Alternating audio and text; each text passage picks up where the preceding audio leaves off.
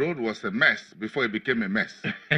And it's difficult to clear the mess because we can't find the civil construction design papers. For over 6 months. I'm not sure if finally they found it, but kind of makeshift, and that made that construction or that project very, very slow. Thank God it's almost been handed over now. Because before you start digging, you need to know what is under. And you uproot some important... Some things you can't even import because there you have gas pipeline. If you mistakenly bust that is a it's also the pipelines very big that disaster. Takes aviation fuel to the airport and all of that. That's a big disaster. You can't take such risk. So that made our work very, very slow, even when the private sector was committed to finish it. So clearing this mess is not going to be quick and fast.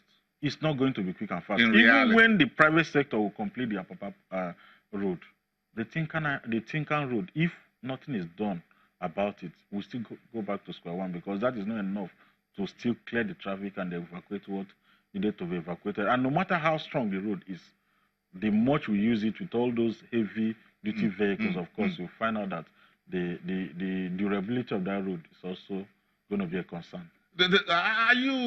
Are you surprised that for the first time, this is the first time a Lagos State governor is saying, I don't think I need more of things like this. And then I could understand that in my entire career. It's very interesting that a Lagos State governor will say, hey, hands up. I don't want, take all the vessels away from here. Go build Warri on a Calabar, whatever port. Don't bring any more vessels here. I think I've had enough. All your tank farms, NNPC, thank you very much. It's nice doing business with you. Take your tank farms elsewhere, Ogun State, wherever you want to go. That's nice, but I don't want more. Because he says, and the governor, Ambode says, the 68 tank farms already in Apapa, and he says it's a disaster waiting to happen.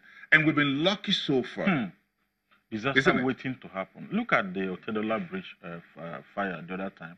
How many lives lost, the property lost, the vehicles, and everything. Even the integrity of the road or the bridge. It's such a exactly. Look at, and these are the places we load the fuel. You know, with the bad road. What if one of these trucks something happens, the fire and everything? How are we going to deal with that? Lagos have been paying an unfortunate price on behalf of the whole country, and that is why I really maybe subscribe to the position of the governor. That's something we should open up other parts of the country. Hold on a second. We have water all over the world. Because perhaps Lagos had been greedy. No, I don't think so. Well, Lagos wanted every investment. It is #1 economic underbelly for Nigeria. So Lagos wants every business to be here, technically speaking. Now they say we don't want any more. Now, I'm going to ask you, this is your industry, 68 petrol tank farms within Apapa. What's the entire landmass of Apapa in the first place? To have 68 tank farms, then you have the bonded terminals of the private shipping companies and the international ones, and their various offices, and the clearing and forwarding agents and their various offices. How did we have this small piece of land taking too much? Taking so much? Who gave the approvals? Well, like I said before, I'm not sure if that is the demand of Lagos State government for everything in Nigeria to carry on. No, Lagos. But again, because the duties paid through, the taxes realized from all these operations never comes to Lagos as a government. Lagos just gets its own share from the federation account. So I'm not sure if you give me a share of that, I'm going to like it. I don't want it to stop. So I'm not sure if it is within the best interest of Lagos to have all of this because everything is not coming to Lagos. Okay, let's move on quickly within the time. We've been at this conversation about dredging the other seaport. MP has been at it since, well, Obasanjo's administration, Yaradua, Jonathan, and that we should develop the other ports. That's where we went through the, we have the NEPSA, then we have the Ogevza for the oil and gas in Port Harcourt, whatever area. And we're still not been able to conclude that. The last from the MPA Adiza was that work is going on, but there's not enough money to finish it up.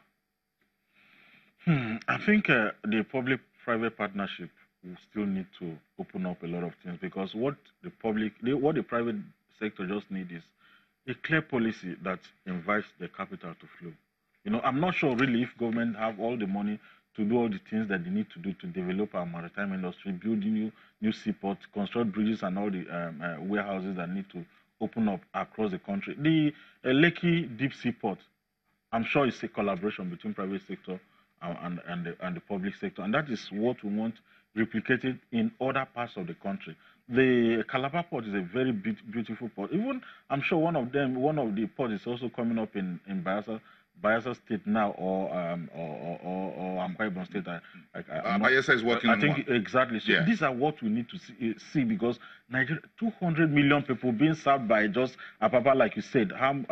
What is it? The landmarks in Apapa. That is really an imbalance. And if you look at the environmental issues, the consequence on environment that Lagos is taking on behalf of the whole country, the logistics issue, and affecting other. I believe that if all this problem reduces, Lagos is best for it instead of just taking it for the whole country. Yeah, the images like the one you see now on your TV screen is what we call here a mess. This is disaster waiting to happen, really. Now, this is disaster on wheels, isn't it? Now, that's a full heavy loader, 30,000, 33,000. And imagine if you have all of this that spread all over that with water and the flammable nature of petrol, for example. Okay, there is one disaster in real terms.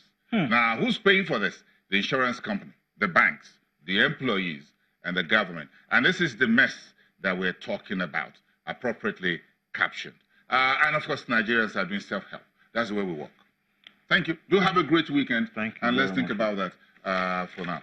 Thank you. Vincent Wani, Dr. Vincent Wani, Director in charge of Research and Advocacy at the Lagos Chamber of Commerce and Industry.